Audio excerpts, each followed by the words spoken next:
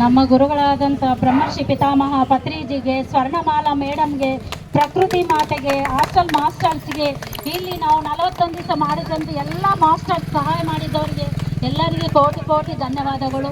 ಇವತ್ತು ರ್ಯಾಲಿಗೆ ಇವತ್ತೆಲ್ಲರೂ ಬಂದಿದ್ದ ಆತ್ಮ ಬಂಧುಗಳಿಗೆ ಎಲ್ಲರಿಗೆ ಧನ್ಯವಾದಗಳು.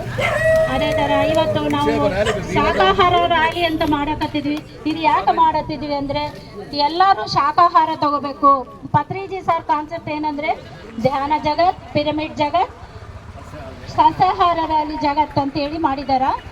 ಅದಕ್ಕಾಗಿ ನಾವು ಎಲ್ಲರೂ ಹಿಂಸೆಯನ್ನು ಮಾಡಬಾರ್ದು, ಶಾಕಾಹಾರ ತಗೋಬೇಕು. ಭಗವಂತ ನಮಗೆ ಸೊಪ್ಪು ಅವೆಲ್ಲ ಕೊಟ್ಟಿದ್ದಾರಲ್ಲ, ಆ ಥರ ಕಾಯಿ ಪಲ್ಯ ಎಲ್ಲ ಬೇಕಾದಷ್ಟು ಕಾಯಿ ಪಲ್ಯ ಕೊಟ್ಟಿದ್ದಾರ. ಭಗವಂತ ಕೊಟ್ಟಿದ್ದು ಆಹಾರವನ್ನು ತಗೊಂಡು ಸಾತ್ವಿಕ ಆಹಾರ ಆರೋಗ್ಯವಾಗಿರೋಣ ಅಂತೇಳಿ ಈ ಶಾಕಾಹಾರಿ ರ್ಯಾಲಿ ಮಾಡಕತ್ತಿದ್ದೀವಿ. ಅದೇ ಥರ ಹಿಂಸೆಯನ್ನು ಜೀವ ಹಿಂಸೆ ಮಾಡೋದು ಮಹಾಪಾಪ.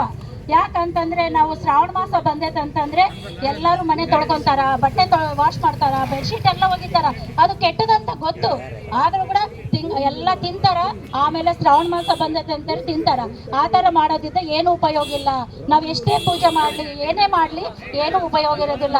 ಅದಕ್ಕೋಸ್ಕರ ಜೀವ ಹಿಂಸೆ ಮಾಡಬಾರ್ದು ಅಂತೇಳಿ ಪತ್ರಿಜಿ ಸಾರ್ ಹೇಳಿದಂತೆ ಧ್ಯಾನ ಜಗತ್, ಶಾಕಾಹಾರ ಜಗತ್ಗೆ, ಧ್ಯಾನ ಜಗತ್ಗೆ, ಸಸ್ಯಾಹಾರ ರ್ಯಾಲಿ ಜಗತ್ಗೆ.